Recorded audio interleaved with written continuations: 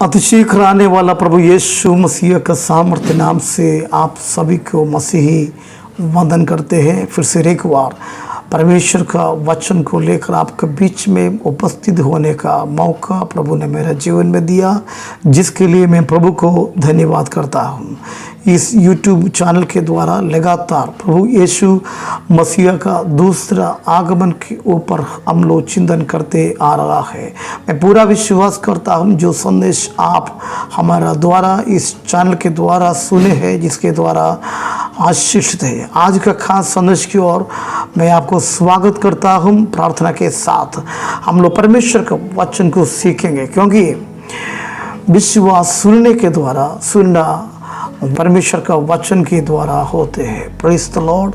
हमारा विश्वास की बढ़ोतरी परमेश्वर प्रभु यीशु का वचन को सुनने के द्वारा होते हैं। आज खास करके यीशु मसीह का बादलों पर आने के विषय में संबंध में आपसे बात करने के लिए चाहते हैं। यीशु मसीह का बादलों पर आने का कारण क्या है? क्यों यीशु मसीह बादलों पर आते हैं, या बादलों पर यीशु मसीह का क्या कार्य है अपने कलीसिया के साथ? परमेश्वर का वचन से हम लोग सीखने जा रहा है। हम जानते हैं इस कलीसिया का युग यानी अनुग्रह के युग, और वेद ज्ञानी लोग, परमेश्वर के वचन की ज्ञानी लोग कहते हैं ये पवित्र आत्मा का युग। इस युग का अंत में इस धरती पर घटने वाला सबसे अद्भुत और चमत्कारिक बात यही होगा, प्रभु यीशु मसीह का दूसरा आगमन, जिसके लिए हम लोग इंतज़ार में हैं। और प्रभु का वचन भी हमें चेतावनी देते हैं कि जागते रहो, ताकि हमें मालूम नहीं घर का स्वामी यानी प्रभु यीशु मसीह कब आने वाला है। Praise the Lord. परमेश्वर प्रभु यीशु मसीह हम सभी को आशीष करे, ताकि हम प्रभु यीशु का बाट जोते हुए और जो प्रभु के संग होने के लिए परमेश्वर हम सभी को मदद करे, आशीर्वाद दे। ये प्रार्थना के साथ मैं आज के संदेश की ओर आपका ध्यान को लेने के लिए चाहता हूँ। सबसे पहले हम समझेंगे यीशु मसीह का दूसरा आगमन का विषय में। और जब हम लोग कहते हैं जैसे एक सिक्का का दो पहलू है, उसी प्रकार इसमें दो भाग है। दो भाग में हमें इसको समझने की ज़रूरत है। एक यीशु मसीह का बादलों पर आना, और उसके बाद बादलों पर से नीचे पृथ्वी पर उतर करके आना। ये दोनों के विषय में अलग अलग करके हम लोग बाद में हम लोग सीखेंगे। आज सिर्फ हम लोग देखेंगे बादलों पर आने के विषय में, और उनके दूसरे आगमन के विषय में जब हम लोग पवित्र कलाम की ओर जाते हैं, कुछ और विशेषताओं को हम लोग देखते हैं जो वचन में जिक्र है। मैं आपके बीच में बताने के लिए चाहता हूँ। प्रथम आगमन का जैसे नहीं रहेगा दूसरी आगमन का विषय में बाइबल कहती है, जकरिया नबी की किताब 12 अध्याय उसकी 10वीं आयत इस प्रकार कहती है, मैं दाऊद के घराने और यरूशलेम के निवासियों पर अपना अनुग्रह करने वाली और प्रार्थना सिखाने वाली आत्मा उंडेलूँगा। तब वे मुझे ताकेंगे, अर्थात जिसे उन्होंने बेथा है, और उसके लिए ऐसा रोएंगे जैसे एकलौते पुत्र के लिए रोते पीटते हैं, और ऐसा भारी शोक करेंगे जैसा पायलटों के लिए करते हैं। यीशु का आना सभी को दिखाई पड़ेगा। Praise the Lord. सभी को दिखाई पड़ेगा। और दूसरी विशेषता संत पौलुस कहती है कि यह घटना एक पल में होगा, ना पल भर के होगा। पल भर में ये घटना होने वाली है। हम लोग गीत भी गाते हैं, आखिरी नरसिंगा फूका जाने वाला है। ये सारा बात जो यीशु का दूसरा आगमन के विषय में गीत लिखने वाला भी कहते हैं कि क्षण भर में होगा, पल भर में होगा, और पवित्र वचन भी जिसका जिक्र करते हैं। और ये घटना जो है अप्रत्याशित रूप से ना होगा, मतलब लोग अनएक्सपेक्टेड टाइम, अप्रत्याशित रूप से दूसरा आगमन होगा। और चौथी विशेषता मैं इसको बता करके खास संदेश की ओर आपका ध्यान को लेने के लिए चाहता हूँ, और उसकी आगमन की, जैसे मैंने अभी कहा, दो पक्ष हैं, दो पक्ष, जैसे एक सिक्के का दो पहलू की तरफ। जैसे पहले वह आकाश के बीच में आएगा, मध्याकाश में आएगा, मध्याकाश में मतलब आकाश के बीच में आएगा, और दूसरी पक्ष में वह इस पृथ्वी पर उत्तर करके आएंगे। आइए हम लोग के वचन को हम लोग अभी पढ़ेंगे। पहला थिस्सलुनीकियों का पत्री 4 अध्याय 13 से लेकर 17 आयत तक। हे भाइयों, हम नहीं चाहते हैं कि तुम उनके विषय में जो सोते हैं अज्ञानी रहो। ऐसे न हो कि तुम दूसरों के समान शोक करो जिन्हें आशा नहीं, क्योंकि यदि हम विश्वास करते हैं कि यीशु मरा और जी भी उठा, तो वैसे ही परमेश्वर उन्हें भी जो यीशु में सो गए हैं उसी के साथ ले आएगा। क्योंकि हम प्रभु के वचन के अनुसार तुमसे एक करते हैं कि हम जो जीवित हैं और प्रभु के आने तक बचे रहेंगे, सोए हुओं से कभी आगे ना बढ़ेंगे। क्योंकि प्रभु आप ही स्वर्ग से उतरेगा, उस समय ललकार और प्रधान दूत के शब्द सुनाई देगा, और परमेश्वर की तुरही फूकी जाएगी, और जो मसीह में मरे हैं वे पहले जी उठेंगे। तब हम जो जीवित और बचे रहेंगे उनके साथ बादलों पर उठा लिए जाएंगे कि हवा में प्रभु से मिले, और इस रीति से हम सदा प्रभु के साथ रहेंगे। यहाँ पर बादलों पर आने के विषय में और कलीसिया का उठा लिया जाने के विषय में संत पौलुस कहते हैं, जिसको हम लोग उत्प्रावन यानी राप्चर के रूप में हम लोग अध्ययन करते हैं। लेकिन राप्चर जैसे शब्द बाइबल में हम लोगों को दिखाई नहीं देते, पर बाइबल में यहाँ पर इसके लिए एक शब्द दिया गया अपोकालिप्से। अपोकालिप्से के मतलब यही है कि महिमा के साथ प्रकट होना। यीशु का दूसरा आगमन के विषय में वही ग्रीक यूनानी शब्द दिया गया है, जिसका हिंदी मतलब है कि महिमा के साथ प्रकट होना। और दूसरा एक शब्द भी ग्रीक में दिया गया है, जिसको हम लोग ऐसे समझते हैं परूसिया। परूसिया का मतलब जो पर्दा के पीछे जो है, जिसको सामने प्रकट करना। तो ये दो शब्द यीशु मसीह का बादलों पर आने के विषय में जो यूनानी भाषा में हम समझते हैं। तो बादलों पर यीशु मसीह प्रकट होने वाला है। तो अभी हम लोग खास करके हम लोग सीखेंगे कि यीशु मसीह का दूसरा आगमन में बादलों पर आने का मुख्य कारण क्या है, और क्या कार्य मेरे साथ यानी कलीसिया के साथ या प्रभु के साथ बादलों पर होने वाला है। सबसे पहले यहाँ पर जैसे हम लोग देखते हैं कि संत पौलुस कहते हैं कि जो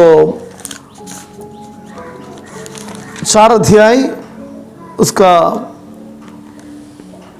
16वीं आयत में कहते हैं कि क्योंकि प्रभु आप ही स्वर्ग से उतरेगा, उस समय ललकार और प्रधान दूत के शब्द सुनाई देगा, और परमेश्वर की तुरही फूकी जाएगी, और जो मसीह में मरे हैं वे पहले जी उठेंगे, तब हम जो जीवित है। एक्चुअली ये वचन जो है पौलुस विश्वासियों के बीच में बताते हैं, या परमेश्वर का संत लोगों के ऊपर बताए जाते हैं, जिसका मतलब हम भली भांति समझ सकते हैं। बादलों पर यीशु मसीह का आगमन का मुख्य उद्देश्य अपने संतों को, यीशु मसीह के बाट जोखने वाले लोगों को अपने संग लेने के लिए है। ये सारे दुनिया के लोगों के लिए नहीं, वरना खास करके यीशु मसीह पर विश्वास करने वाला लोग और उसकी दूसरी आगमन की बाट जोखने वाला उन संतों के लिए यीशु मसीह जो बादलों पर आने वाला है। बादलों पर जब यीशु मसीह आते हैं तो परमेश्वर के लोगों के साथ खास 2 प्रकार की घटना होते हैं। नंबर 1, जो मरे हुए हैं वो पुनरुत्थान पाएगा, जी उठेगा। जो जीवित है उनका शरीर क्या हो जाएगा, बदल कर और महिमा के साथ महिमा रूप धारण करके प्रभु के संग उठा लिया जाएगा। यहाँ पर तुर्की फूकी जाने के विषय में यहाँ पर जो कहा जाते हैं, ये तुर्की जो है जिसकी आवाज़ ये सारा दुनिया के लोग नहीं सुन पाएंगे। एक आत्मिक तौर पर हमें इसको समझने की ज़रूरत है। ये सारा दुनिया के लोगों के साथ लोग नहीं सुनेंगे। केवल प्रभु में जो सोए हैं, जो प्रभु में जो जीवित है, जो प्रभु की आगमन का बाट जो जोते हैं, केवल वही लोग यानी परमेश्वर का संत लोग सिर्फ ये आवाज़ सुन पाएंगे। जिसका मतलब ये आवाज़ जो एक आत्मिक शब्द रहेगा, ये सारा दुनिया के लोग इसको नहीं सुन पाएंगे।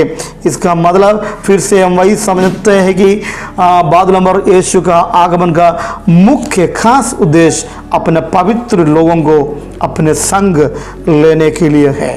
Praise the Lord. ये मेरे लिए और आपके लिए बड़ी गर्व की बात है और आशा की बात है।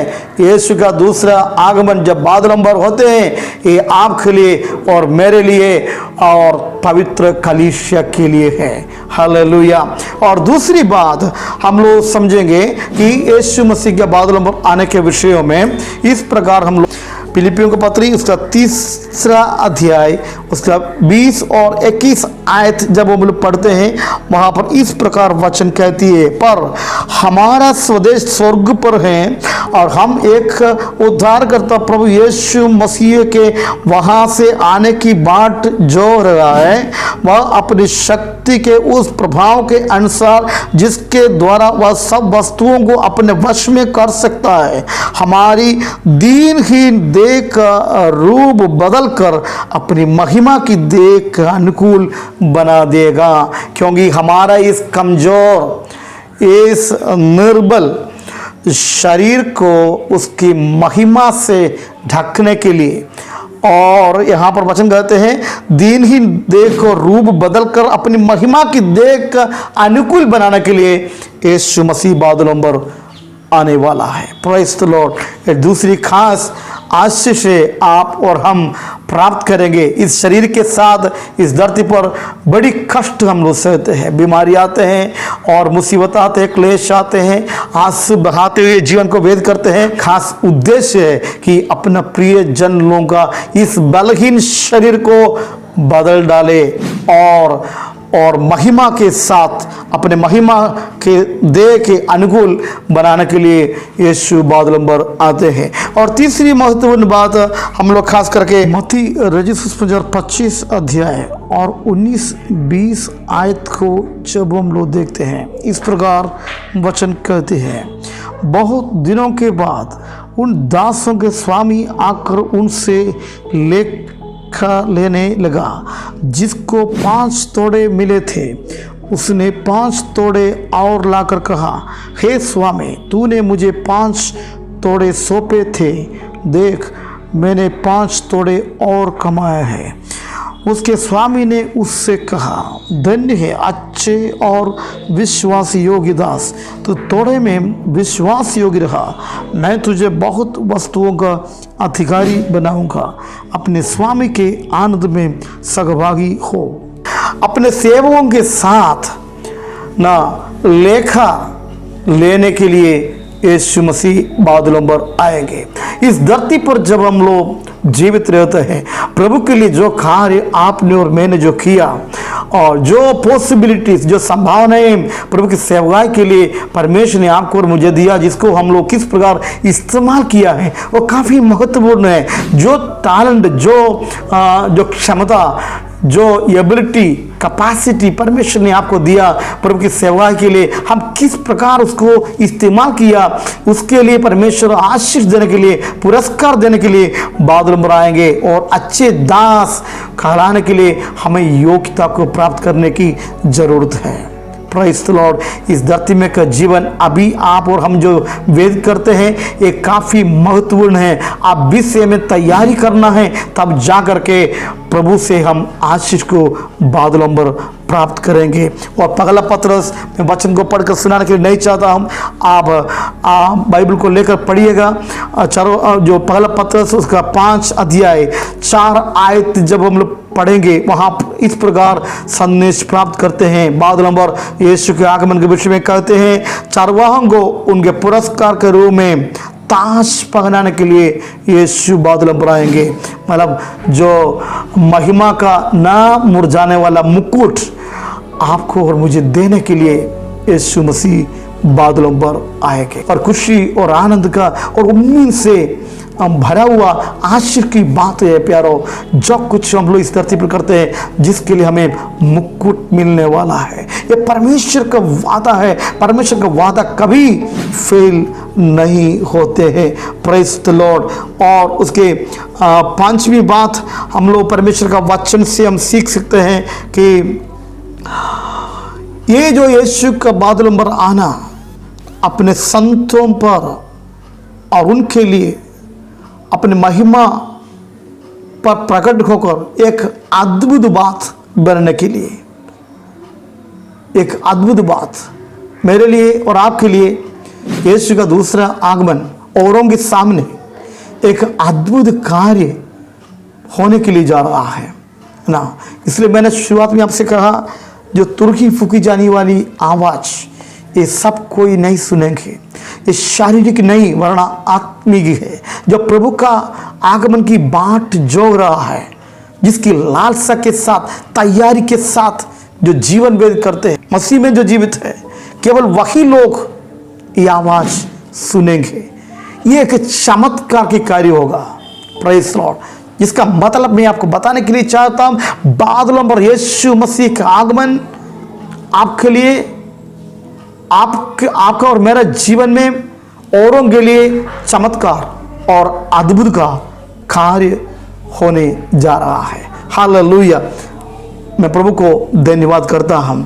छठवीं बात, इब्रानियों के पत्री 9 अध्याय उसकी 28वीं आयत जब हम लोग मनन करते हैं, वहाँ पर वचन इस प्रकार बतलाती है, उन लोगों को छुड़ाने के लिए जो उसकी प्रतीक्षा कर रहे थे, जिसके लिए यीशु मसीह बादलों पर आएंगे, छुड़ाने के लिए आएंगे। Praise the Lord. इस छुड़ाने के विषय में जो हम लोग जो यीशु मसीह के जन्म से हम लोग सुनते आ रहा है, लेकिन यहाँ पर जो छुटकारा के विषय में जो कहते हैं वो हमारी जो आत्मिक छुटकारा नहीं वरना संपूर्ण छुटकारा। Praise the Lord. Complete deliverance, संपूर्ण छुटकारा, जिसका मतलब मैं आपको बताने के लिए चाहता हूँ।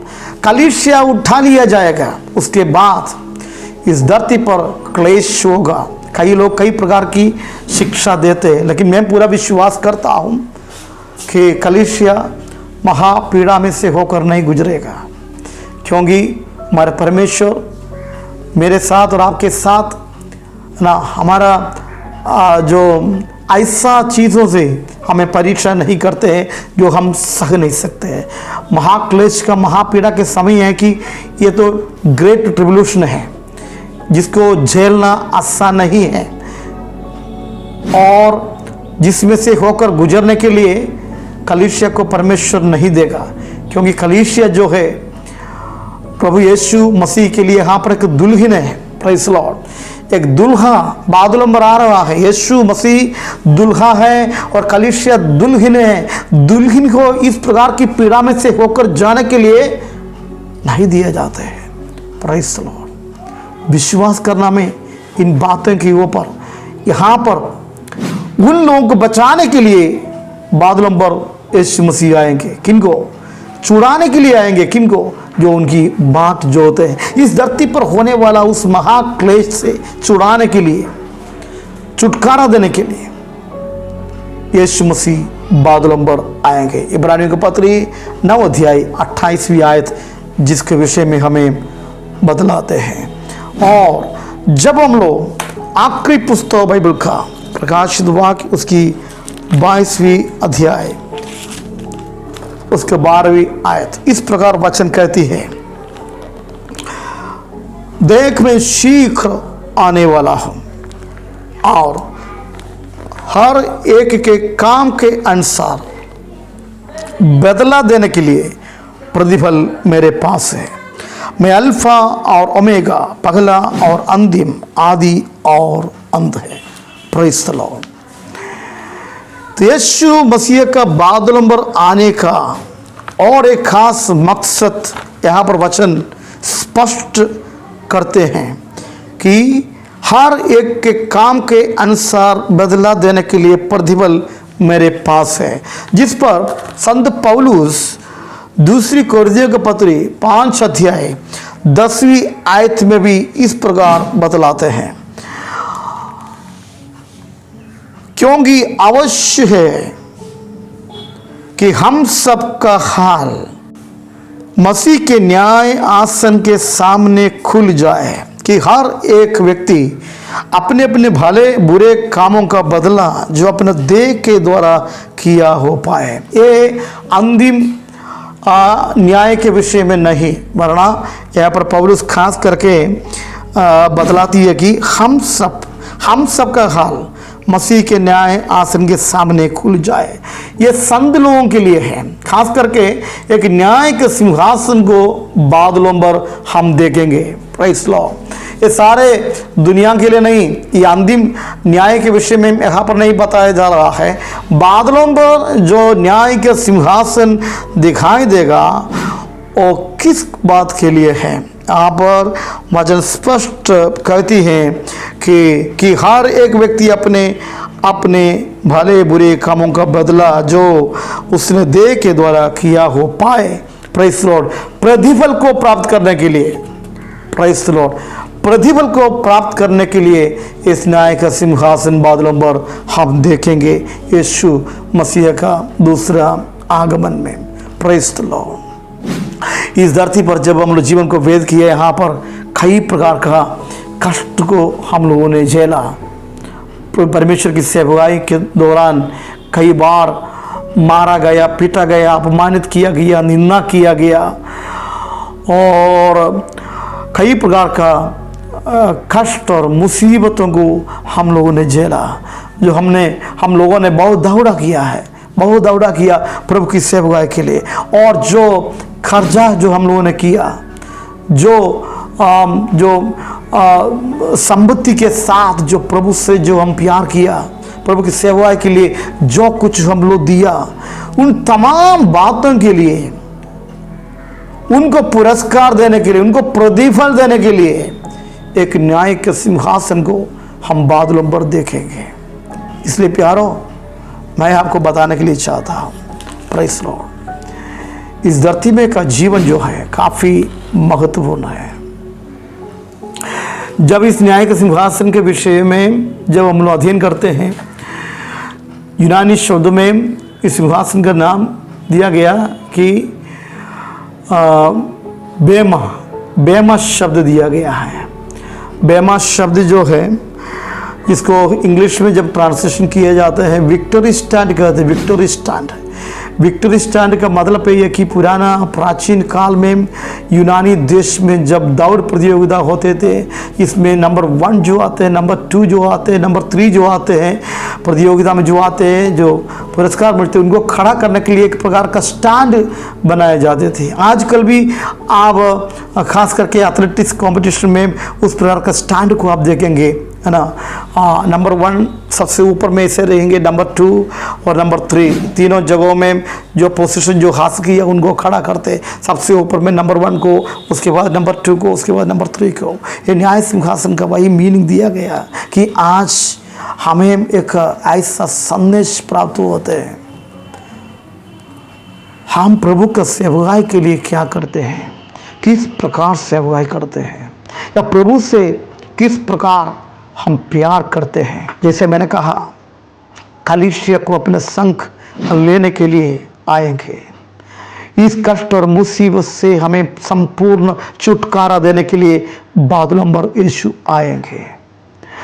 हमारा इस धरती पर जब इस शरीर के साथ जीवन करते हैं, तो जो कुछ प्रभु के लिए आपने और मैंने किया, जो दौड़ भाग किया, जो खर्चा किया, उसके लिए प्रतिफल देने के लिए यीशु बादलों पर आएंगे। और हम लोगों ने देखा हमारे इस कमजोर शरीर को महिमा में ढकने के लिए, महिमा में बदल जाने के लिए प्रेज़ द लॉर्ड यीशु मसीह बादलों पर आएंगे। कि आज जो वचन आपने सुने हैं, जैसे मैंने शुरुआत में कहा, यह आपके लिए और मेरे लिए है। जो प्रभु यीशु मसीह पर विश्वास करते हैं और उनकी दूसरी आगमन की बात जो होते हैं, केवल उनके लिए है बादलों पर यीशु मसीह का आगमन। यदि आप अभी तक ऐसा जीवन व्यतीत कर रहा है, मसीह पर विश्वास नहीं किए हैं, ये वक्त आपके लिए परमेश्वर अलग करके देते हैं। अभी तक प्रभु की सेवा के लिए आपने इसे कोई खास खर्चा नहीं किया है, आज का संदेश आपके लिए है। अभी तक जिस प्रकार प्रभु की सेवाई करना चाहिए था उस प्रकार नहीं कर पाया, आज से बदलाव लाने की जरूरत है, परिवर्तन लाने की जरूरत है। बेमा विक्टर स्टैंड बादलों पर रखा जाएगा।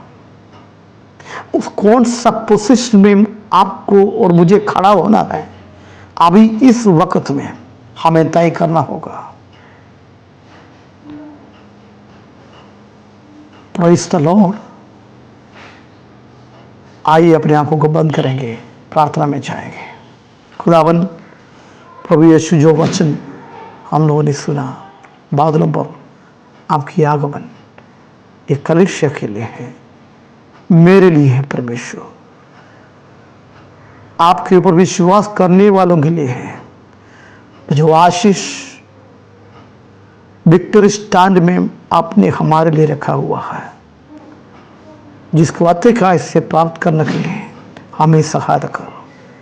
हमारी सेवाएं में, जीवन में आपके आगमन के विषय में जो सोच, जो विचार, जो विश्वास, जिसमें और परिवर्तन को हम चाहते हैं, खुदावन तू सहायता कर। पवित्र आत्मा सभी को अगुवाई कर। धन्यवाद करते हैं यीशु मसीह के नाम से, आमीन। परमेश्वर जो वचन आप सुने हैं, जिसके द्वारा आपको आशीषित करें। मारानाथा, यीशु जल्दी आने वाला है। आमीन।